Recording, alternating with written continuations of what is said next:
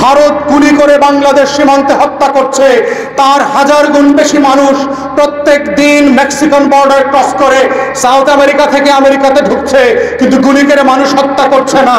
তাদেরকে প্রসেস করা হয়, অ্যাসাইলাম সেন্টারে নিয়ে যাওয়া হয়, অবৈধভাবে ঢুকেছে বলে তাদেরকে জরিমানা করা হয়, গ্রেফতার করে হিউম্যানিটেরিয়ান কোর্স প্রোভাইড করা হচ্ছে, তাদেরকে থাকার জায়গা দেওয়া হয়। আর এই অসভ্য দেশের সীমানাটা এমন, এর বর্বর উপজাতিগুলো ভিতরে ঢুকে আমার দেশের কৃষককে হত্যা করে, মানুষকে উঠিয়ে নিয়ে যায়। শুধু মানুষ না, আমার দেশের ছাগল গরু যখন ঘাস খেতে খেতে সীমান্ত ক্রস করে ওই পারে চলে যায়, এই বিএসএফ নামক বদমাইশের বাচ্চারা ওই ছাগলগুলোকে পর্যন্ত গ্রেফতার করে নিয়ে যায়। এরা মানুষের বাচ্চা হলে 2024 সালে মধ্যযুগের এই আচরণগুলো করতো না, এবং বিএসএফ এর সাথে বিজিবির পতাকা বৈঠক করে সেই ছাগল ফিরিয়ে নিয়ে আসতে হয়। এটাই হচ্ছে 2024 সালের বাস্তবতা। অতএব 20 কোটি মানুষকে বুঝতে হবে আপনারা স্বাধীন কিনা, আপনারা লড়াই করে বেঁচে থাকবেন না কৃতদাসের মতো গরু ছাগলের মতো বেঁচে থাকবেন। আপনারা কৃষিকাজ করতে পারবেন না আপনার খেতে, আপনার পুকুরের মাছ আপনি ধরে খেতে পারবেন না, আপনার গাছের নারিকেল আপনি পেড়ে খেতে পারবেন না, আপনার তুলা বাগানের তুলা আপনি চাষ করে ফলাবেন, কিন্তু সেই তুলা আপনি নিতে পারবেন না। আপনার খেজুর গাছের ফসলি খেজুর আর এক দেশের বেজাত লোকরা এসে তুলে নিয়ে যাবে। এর নাম হচ্ছে সীমান্তে আমার আপনার স্বাধীনতা। গত 2 দিন আগে মাত্র আমরা গণপ্রজাতন্ত্র দিবস পালন করলাম। 1971 সালের 17 এপ্রিল যেই গণপ্রজাতন্ত্রের ঘোষণা দেওয়া হয়েছিল, সেখানে বলা হয়েছিল পাকিস্তান রাষ্ট্র থেকে আমরা কেন আলাদা হচ্ছি, কারণ পাকিস্তান রাষ্ট্র আমাদের উপরে নির্যাতন করেছে, জুলুম করেছে, আমাদের উপর অত্যাচার করছে, ব্রুটালিটি এবং গণহত্যা চালিয়েছে। কিন্তু প্রশ্ন হচ্ছে, যেই 2 দিন আগে মুজিবনগর দিবস পালন করে আপনার বাপের মূর্তিতে ফুল দিলেন, আপনার চোখে পড়ে না গত 53 বছর ধরে আমার সীমান্তে কিভাবে ব্রুটালিটি চালানো হচ্ছে? আপনাদের কি চোখে পড়ে না আমার দেশের কোটি কোটি মানুষকে স্বাধীনতা সার্বভৌমত্ব হারিয়ে জাতীয় স্বার্থকে পদদলিত করে 20 কোটি মানুষকে নিজের দেশে পরাধীনকৃত দাসের মতো বাঁচিয়ে রেখেছে? এটা কি আপনাদের চোখে পড়ে না?